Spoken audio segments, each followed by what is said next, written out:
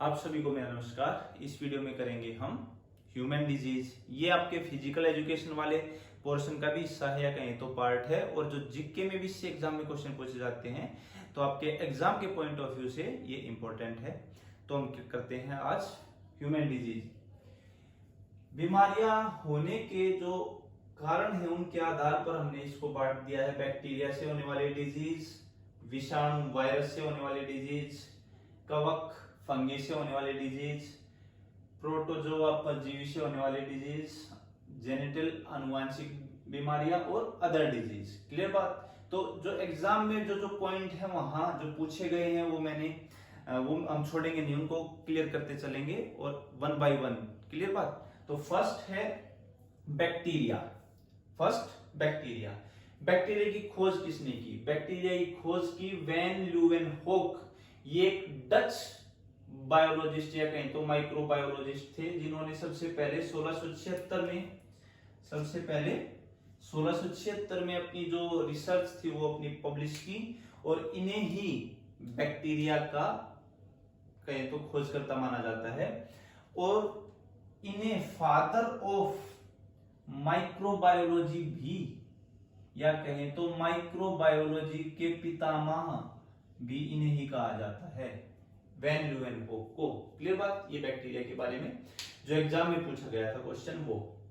अब बैक्टीरिया से या कहें तो जीवाणु से होने वाली बीमारियां, देखिए जो जीवाणु से होने वाली बीमारियां लगभग उन पर असर करती हैं एंटीबायोटिक्स या कहें तो प्रतिजैविक दवाइयां वो असर करती हैं, लेकिन वायरस से होने वाली बीमारियों पर वो इतना असर नहीं करती हैं। फर्स्ट स्टार्ट करते हैं हम टीबी को क्षय रोग, तपेदिक, काक और यक्ष्मा भी बोलते हैं।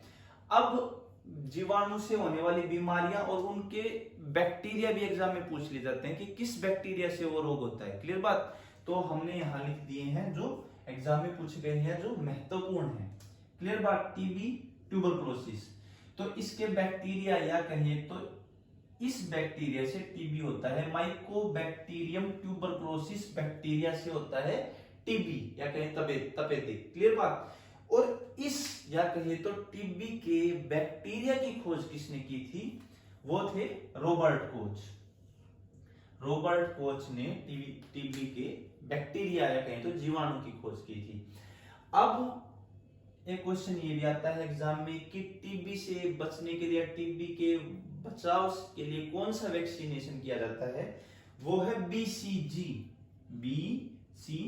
फुल फॉर्म बैसिलस कालमेटी ग्यूरेन, क्योंकि ग्यूरेन वैज्ञानिक ने इस टीके की खोज की थी, बीसीजी के टीके की, इसलिए इसका नाम टीके में उनका नाम रखा गया है ग्यूरेन, बैसिलस कालमेट ग्यूरेन। क्लियर बात। अब 24 मार्च को क्या मनाया जाता है? टीबी दिवस। और भाइयों जीके में भी पूछा गया है टीबी दिवस कब मनाया जाता है? 24 मार्च को। 24 अप्रैल को कौन सा दिवस मनाया जाता है? पंचायत दिवस। क्लियर बात। नेक्स्ट, ये एक्स्ट्रा जो पढ़ाते समय जो याद आएगा आपको जरूर बताऊंगा। अब इससे टीबी के उपचार से एक वर्ड भी जुड़ा है, डोट्स अपनाएं टीबी भगाएं, ये नारा दिया था भारत सरकार ने। डोट्स, ये डोट्स क्या है? डोट्स की फुल फॉर्म है directly observed, T for treatment, S for short, C for courses. DOTS या इसका कहें तो टीबी का जो इलाज चलता है वो डोट्स के तहत या कहें तो इसमें जो फ्री दवाएं दी जाती हैं, और कहें तो टीबी केंद्रों पर जो टीबी के मरीज हैं या सरकारी अस्पताल में जो मरीज हैं वो डॉक्टर की देख रेख में दवाइयां लेते हैं और वो रेगुलर उनको ऑब्जर्व करते हैं। तो ये डोट्स है। किसकी फुल फॉर्म? टीबी के उपचार की प्रक्रिया को डोट्स बोलते हैं, directly observe treatment, short courses. Clear बात। कारण ये है कि ये इसलिए अपनाया गया, भारत सरकार ने इस डोट्स प्रक्रिया को क्यों अपनाया? क्योंकि यहाँ मरीज टीबी की दवा लेना शुरू करते हैं लेकिन बीच में छोड़ देते हैं, उससे क्या होता है, टीबी भयानक रूप ले लेती है। और कौन सी टीबी बन जाती है,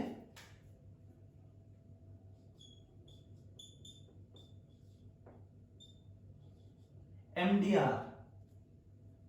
तो दवाओं का असर कम हो जाता है, तो फिर हैवी डोज की दवा देनी पड़ती है। तो एमडीआर से बचने के लिए डोज प्रक्रिया अपनाई जाती है, जिसमें टीबी की दवाइयों को डॉक्टर के सामने या डॉक्टर उनको रेगुलर उनको ऑब्जर्व करते हैं। क्लियर बात। तो यहाँ तक था टीबी। अब टीबी में प्रभावित अंग कौन सा है, खांसी होगी। और लक्षण क्या है, कहीं तो मुंह से खांसी के साथ रक्त आएगा, ब्लड आएगा, लगातार खांसी रहेगी, एक हफ्ते से ज्यादा खांसी टीबी हो सकती है। तो प्रभावित अंग क्या होगा, फेफड़े। क्लियर बात। श्वास नली, श्वास तंत्र। अब नेक्स्ट जो डिजीज है या कहीं तो जीवाणु से होने वाली बीमारी है वो है मोतीजारा, जिसको मियादी बुखार भी बोलते हैं, इंग्लिश में टाइफाइड बोलते हैं। और मियादी बुखार इसलिए बोलते हैं क्योंकि इसमें बुखार रुक रुक के आता रहता है, कभी बुखार आता है फिर ठीक हो जाता है, फिर 2 दिन के बाद बुखार आता है, फिर ठीक हो जाता है, फिर बुखार आता है। तो उसके लिए डॉक्टर विडाल टेस्ट करवाता है। कौन सा टेस्ट करवाता है, विडाल टेस्ट, ये देखने के लिए कि रोगी को कहीं टाइफाइड तो नहीं है। अगर विडाल टेस्ट में पुष्टि होती है तो फिर टाइफाइड की दवाई चलाता है डॉक्टर। क्लियर बात। तो टाइफाइड के बैक्टीरिया साल्मोनेला टाइफोसा इसका बैक्टीरिया है। किसका, टाइफाइड का। साल्मोनेला टाइफोसा बैक्टीरिया से हो जाता है टाइफाइड। क्लियर बात।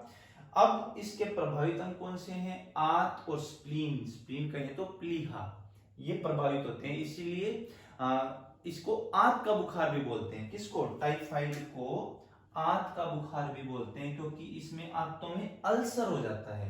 यहाँ कहें तो आंत बहुत अधिक प्रभावित होती है, घाव हो जाते हैं, जख्मी हो जाती है आंतें इसमें। क्लियर बात। यहां तक था टाइफाइड।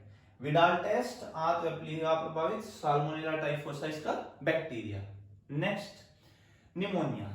निमोनिया की आपको स्पेलिंग भी याद रखनी है, निमोनिया और डायरिया, ये एग्जाम में पूछी जा चुकी है स्पेलिंग। क्लियर बात। पी से स्टार्ट होगी, पी, ये यहां गलत है, PNEUMONIA,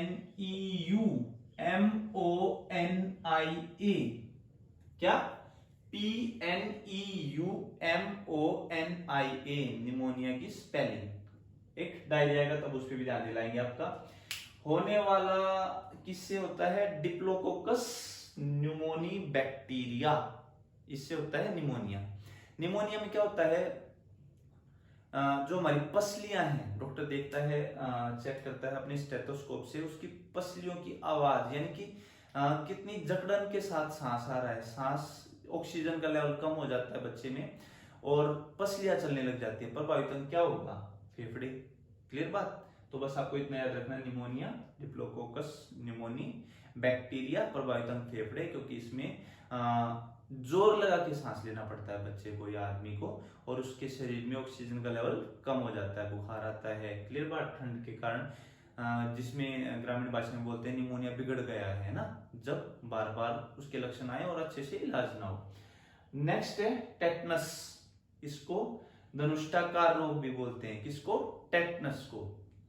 क्लियर बात। इसके जो पॉइंट्स है वो हम देख लेते हैं। फर्स्ट पॉइंट तो इसके बैक्टीरिया का नाम बैसिलस टिटेनी है, आपको याद करने में आसानी होगी। टाइफाइड का था टाइफोसा,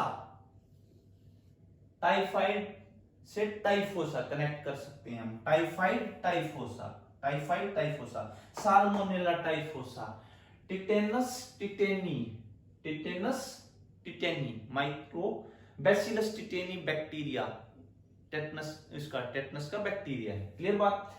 इस रोग को लॉकजो या लोकजा, जा मतलब जबड़ा, इसमें जबड़ा जकड़ जाता है, हमारी मांसपेशियां और तांत्रिका तंत्र या कहीं तो नर्वस सिस्टम इसमें प्रभावित होता है, शरीर में ऐंठन आ जाती है, मांसपेशियां अकड़ जाती हैं। किसमें, टेटनस में, टेटनस रोग में। क्लियर बात। इस रोग को लोकजा भी बोलते हैं, या कहीं तो इसमें जबड़ा जकड़ जाता है, शरीर जकड़ जाता है। प्रभावित अंग क्या होगा, पूरा शरीर, मांसपेशियां, नर्वस सिस्टम। क्लियर बात।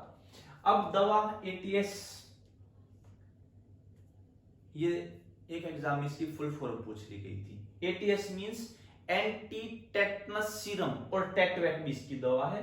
प्रभावित अंग हमने देख लिया, मांसपेशियां और नर्वस सिस्टम, क्लियर बात। नेक्स्ट है कोलेरा, हैजा, जैसा कि आपको पता है इसमें उल्टी दस्त होते हैं, और प्रभावित अंग क्या होगा, आंतें और आहार नाल, यानी कि बार बार उल्टी दस्त से आंतों में खिंचाव आ जाता है, हमारे शरीर में मिनरल्स की कमी हो जाती है। और जब हैजा होता है डॉक्टर बोलता है ओआरएस पिलाओ, ओआरएस। ओ फॉर ओरल, री फॉर रिहाइड्रेशन, रिहाइड्रेशन,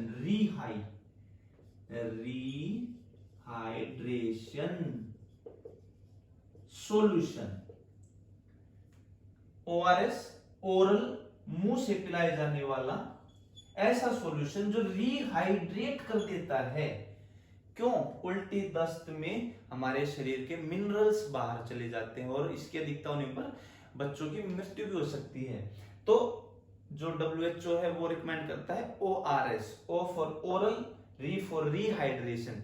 हाइड्रेट, हमारे शरीर को जो नुकसान हुआ है किसका, मिनरल्स का और लिक्विड फॉर्म का, उसको पूरा कर देता है। रिहाइड्रेट, वापस हाइड्रेट कर देता है किसको, शरीर को। ऐसा सॉल्यूशन ORS होता है, क्लियर बात। और इसके बैक्टीरिया का नाम विब्रियो कोलेरा, कोलेरा के बैक्टीरिया का नाम विब्रियो कोलेरा। प्रभावित अंग आंतें और आहार नाल, या कहें तो इंटेस्टाइन और ईसोफेगस, क्लियर बात। और ये संक्रमित या कहें तो दूषित पानी और भोजन से होता है, और इसको फैलाने वाली क्या है, मक्खियां। आपने ऐड भी देखा होगा कि खुला हुआ सामान ना खरीदे ना खाएं। क्यों? क्योंकि उसमें हाउस फ्लाई इसकी वेक्टर है, या कहें तो इसकी वाहक है। वो गंदे स्थान पे बैठेंगी, मल पर बैठेंगी, उनके पैरों में ये बैक्टीरिया विब्रियो कोलेरा लग जाएगा, और वो खाने पे, खुले खाने पे बैठेंगी, और वो खाना खाने से, दूषित खाना खाने या पानी पीने से रोगी व्यक्ति को हैजा या कोलेरा रोग हो जाता है, क्लियर बात। तो इसके वेक्टर, ये वेक्टर कई बार एग्जाम में पूछा जाता है। ये नेक्स्ट जो डिजीज आएंगी उन पर हम ध्यान देंगे। वेक्टर्स, जैसे प्लेग को फैलाने वाला वेक्टर कौन सा है, चूहे, क्लियर बात। और क्या स्लीपिंग सिकनेस वाला, और वो कई एग्जाम में जो पूछे गए हैं, तब आएंगे तब हम उन पे डिस्कस करेंगे। लेप्रोसी, टेटनस के बाद लेप्रोसी, बैक्टीरिया से होने वाली 6th डिजीज लेप्रोसी। इसको हिंदी में कुष्ठ रोग या कोढ़ रोग भी बोलते हैं। प्रभावित अंग है स्किन और नर्वस सिस्टम। बैक्टीरिया का नाम माइकोबैक्टीरियम लेप्री, और एक पॉइंट मैंने यहां अलग से लिखा है, 30 जनवरी को कुष्ठ निवारण दिवस मनाया जाता है। लेप्रोसी इराडिकेशन डे 30 जनवरी को मनाया जाता है। अब एक इसको थोड़ा समझा देता हूं, एक्सप्लेन कर देते हैं। जो कोढ़ का जो रोग है, पुराने जमाने में भयावह रोग था। इसमें रोगी बड़ा अपने आप को असहाय महसूस करता था, और लोग उसको छूते भी नहीं थे, उसके पास नहीं जाते थे, और वो बेचारा बड़ा कहें तो कष्ट में रहता था। कारण क्या है कि इस रोग में जॉइंट्स, या कहें तो जोड़ों के जो टिश्यू हैं वो नष्ट हो जाते हैं, और व्यक्ति को अपने जो जॉइंट से हिलाने में उसको दर्द होता है, पेन फील होता है। कारण अगर किसी के यहाँ एल्बो की जो स्किन है वो सिकुड़ जाए, यहाँ हमारे यहाँ एक्स्ट्रा स्किन होती है जॉइंट्स पर, एल्बो हुआ, नी हुआ, वहां एक्स्ट्रा स्किन होती है। आप ऐसे सीधे करेंगे तो इकट्ठी रहेगी, वो स्किन इकट्ठी हो जाएगी। लेकिन वो सिकुड़ जाए, अगर आपकी जो एक्स्ट्रा स्किन है वो सिकुड़ जाए, तो जैसे ही आप अपनी एल्बो को टर्न करेंगे, घुमाएंगे, तो आपको दर्द फील होगा। तो कुष्ठ रोगी अपने शरीर को पूरा यूज नहीं कर पाता, अपने हाथों को नहीं मोड़ पाता, ऐसे हाथ सीधे रखता है, नी को नहीं मोड़ पाता। क्यों? क्योंकि जो स्किन है, एक्स्ट्रा स्किन है, वो सिकुड़ जाती है। और अगर यहाँ हमारे एक्स्ट्रा स्किन नहीं होगी तो हमें हाथ को मोड़ने में, आप करके देख सकते हैं इसको, अपनी स्किन जो एक्स्ट्रा उसको पकड़ के और फिर अपनी कोनी को टर्न करके देखिए, आपको प्रेशर फील होगा, और रोगी को तो दर्द फील होता है। तो यही कारण है इसमें प्रभावित अंग है स्किन और नर्वस सिस्टम, क्लियर बात। नेक्स्ट डिजीज बैक्टीरिया से होने वाली डिप्थीरिया। डिप्थीरिया ऐसा रोग है जो दूध से होता है। दूध मीन्स कंटामिनेटेड दूध या मिल्क, संक्रमित दूध से होने वाला रोग है डिप्थीरिया। एग्जाम में क्वेश्चन आया दूध से होने वाला रोग डिप्थीरिया। क्लियर बात? मैंने यहां लिख दिया संक्रमित दूध से होने वाला रोग है ये डिप्थीरिया। इसमें प्रभावित अंग है श्वास नली और गला। इस रोग को आप समझिए, इस रोग में आदमी या पशु के गले में एक आर्टिफिशियल मेम्ब्रेन बन जाती है, या कहें तो एक कृत्रिम झिल्ली बन जाती है। क्या बन जाती है? कृत्रिम झिल्ली, जिससे रोगी को सांस लेने में परेशानी होती है। इसीलिए इस रोग का नाम गलघोटू रोग है। गले को घोटने वाला रोग है डिप्थीरिया। क्लियर बात? नेक्स्ट, काली खांसी, वोफिंग कफ या पर्ट्यूसिस। वोफिंग कफ या पर्ट्यूसिस, काली खांसी। अगर खांसी है तो प्रभावित अंग श्वास नली, सांस लेने की जो नली है वो इससे प्रभावित होती है। एक यहां मैंने पॉइंट लिखा है डीपीटी का टीका, वैक्सीनेशन। बच्चा जन्म लेने पर डीपीटी का टीका लगाया जाता है। डी4 है diphtheria, D4 diphtheria, P4 pertussis या कहें तो काली खांसी, और T4 टेटनस। तो डीपीटी का टीका 3 रोगों से बच्चे का बचाव करता है। डिप्थीरिया, कहें तो गलघोटू, P4 पर्ट्यूसिस मींस काली खांसी, और T4 टेटनस का उपनाम या कहें तो लकजो या लोकजा। क्लियर बात? जबड़े का जो जकड़न हो जाती है। नेक्स्ट है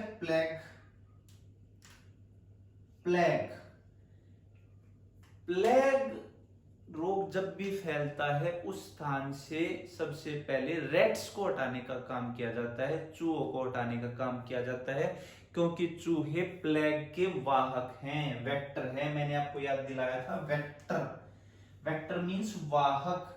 पूछा गया है प्लेग का वाहक, प्लेग को फैलाने वाला जीव है ऑप्शंस में चूहा।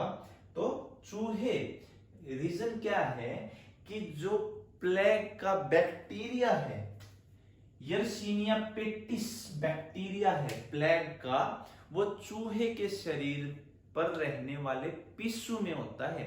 अगर चूहे हटा दिए जाएं तो उसके शरीर पर रहने वाला जो पिस्सू है, उसके शरीर में पनपने वाला या जीवित रहने वाला यर्सीनिया पेटिस वहां से हट जाता है और प्लेग की बीमारी का रोकथाम हो जाता है। तो प्लेग की बीमारी को फैलाने वाला वाहक है चूहा, उसके शरीर पर रहने वाले पिस्सू के शरीर में होता है यर्सीनिया पेटिस बैक्टीरिया।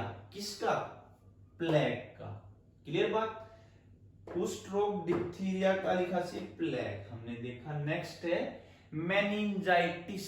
ये भी जीवाणु से होने वाला रोग है। इसमें प्रभावित अंग हमारे सिर के नीचे जो लेयर है मेनिंजाइटिस रोग है। हमारे सिर की लेयर में जो फ्लूइड होता है, जो तरल होता है, सेरिब्रोस्पाइनल फ्लूइड। हमारे शरीर में जो फ्लूइड हमारे सिर में जो मेनिंजाइटिस जो लेयर है उसमें जो फ्लूइड होता है सेरिब्रोस्पाइनल फ्लूइड, उसको ये प्रभावित करता है।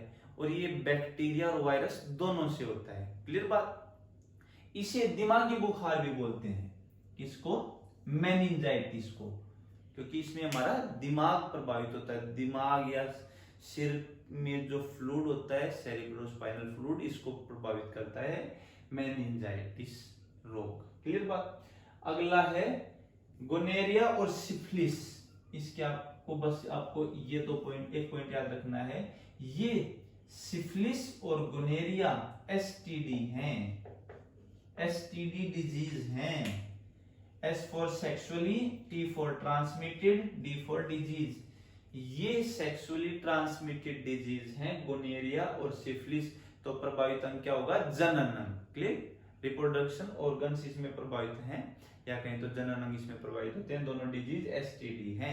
यहां तक हमने कंप्लीट किया है बैक्टीरिया से होने वाली डिजीज और जो मेन पॉइंट्स एग्जाम में आते हैं वो। क्लियर बात?